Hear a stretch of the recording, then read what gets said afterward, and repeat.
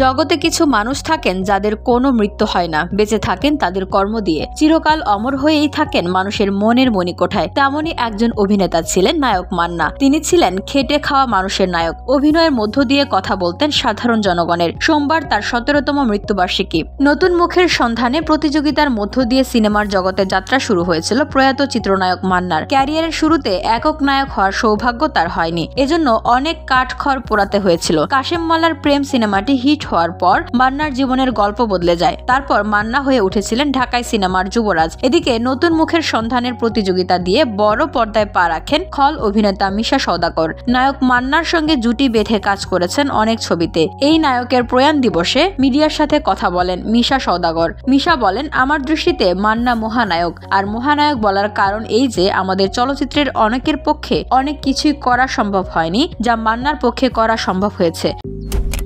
Malaysian প্রযুক্তিতে তৈরি অত্যাধুনিক cleaning machine modern vacuum cleaner যে কোনো ধরনের ধুলো ময়লাকে পরিষ্কার করে ঘরকে করে তুলুন চকচকে ও আকর্ষণীয়।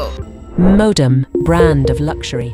মুখের সন্ধান থেকে মান্না আসার পর 2 নাম্বার হিরো থেকে নিজেকে চলচ্চিত্রের অপরিহার্য নায়কে পরিণত করেছিলেন। ও যখন প্রথম প্রযোজনা সংস্থা থেকে ছবি নির্মাণ শুরু করেন, প্রথম সিনেমাতেই পরিচালক কাজী হায়াতকে নেন। তাছাড়া একটি যুগান্তকারী পদক্ষেপ নিয়েছিল, সেটি হলো মৌসুমী আর শাবনূরকে কেউ এক সিনেমায় নিতে পারেনি কখনো, কিন্তু সেটিই করে দেখিয়েছিল নায়ক মান্না।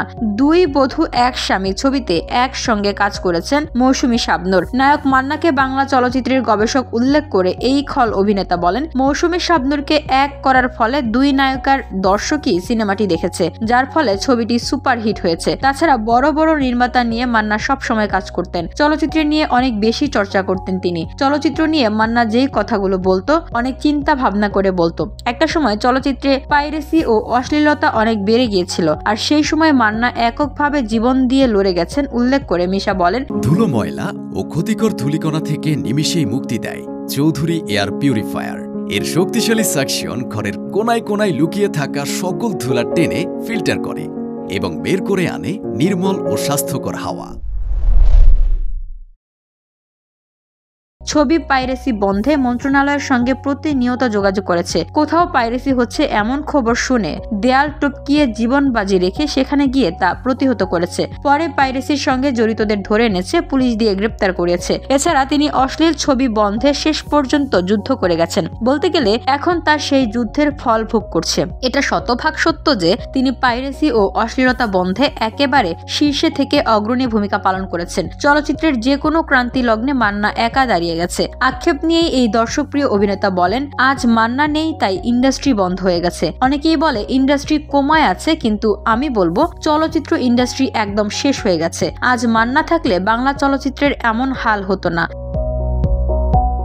প্রসঙ্গত, জনপ্রিয়তার তুঙ্গে থাকা অবস্থায় 2008 সালের 17 ফেব্রুয়ারি মাত্র 44 বছর বয়সে মৃত্যুবরণ করেন ঢালিউডের এই মহাতারকা। মান্নার পরিবারের দাবি, ভুল চিকিৎসায় তার মৃত্যু হয়েছে। এই নিয়ে মামলা এখনো চলমান। VOD Bangla news desk.